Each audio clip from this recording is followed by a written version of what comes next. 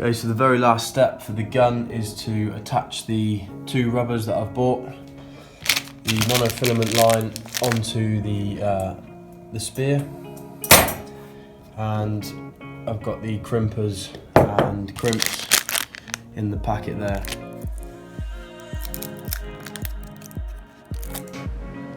So now I've got the line wrapped on. You can see the little line wrap at the front here allows for the spear to be locked into place, and then that passes underneath in the track all the way back down to the line release, which is here on the trigger mechanism. Then that goes back up to what I call the line loop, which is this part here. It's going to pass through that and back down to where the reel sits here. So that's what I'm just doing now, is I'm measuring how much line I need. So passing the crimp through the first piece of line and then into the first hole,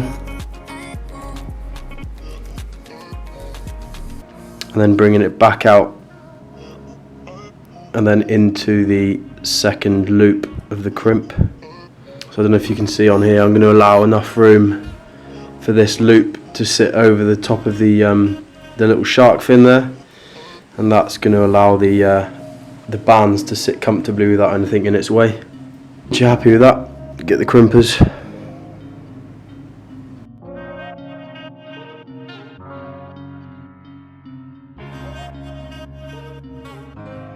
So there we have the crimped loop that sits just over the shark fin there.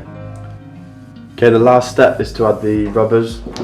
So I've got two 18mm bands here.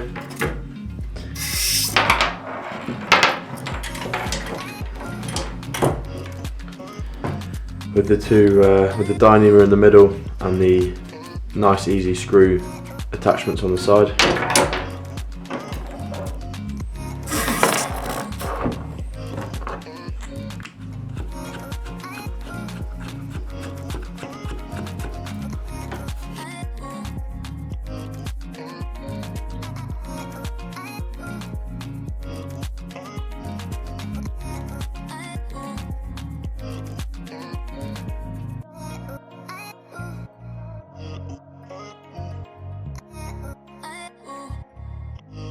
With everything finished on the gun, I only had one thing left to do, and that was test it out in the water.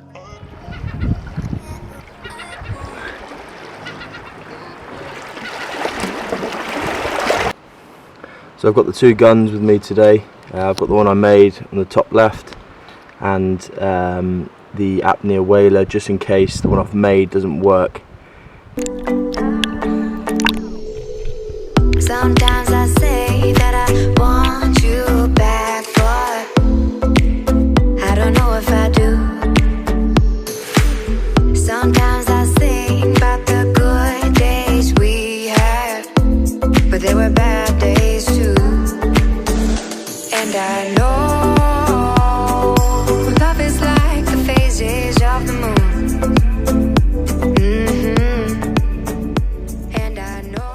After a couple of dives, I noticed that the gun was quite buoyant and needed to be correctly balanced.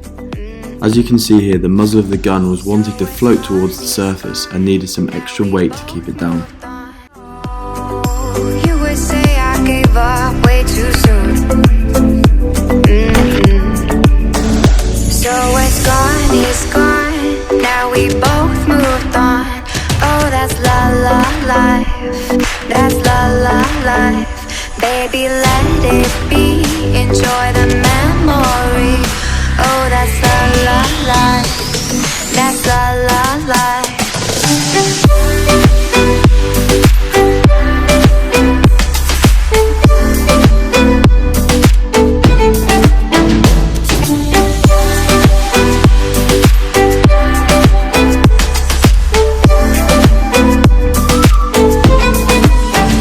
And I know love is like the phases of the moon. And I know you would say I gave up way too soon.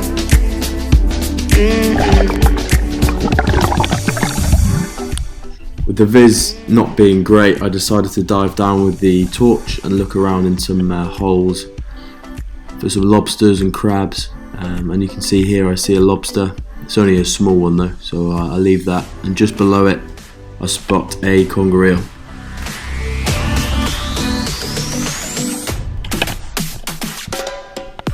I went back to the surface for another breath and took one of the bands off, as I didn't want to damage the tip of the spear or get it wedged in a rock. Having watched one of Joe's videos on catching conger eels, seeing this one made me want to catch it and cook it for myself. The link to Joe's video can be found in my description below.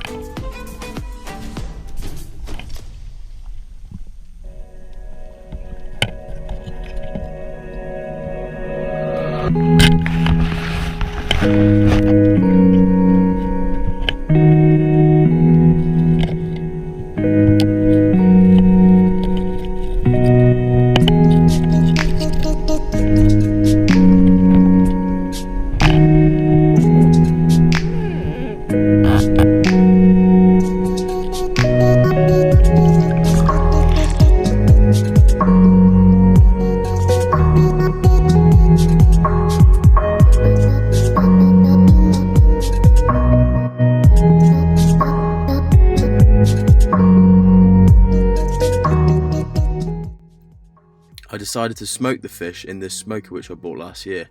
I put the coals in the bottom of the smoker and every 20 minutes added some wood chip. The fish stayed in there for around 2 hours.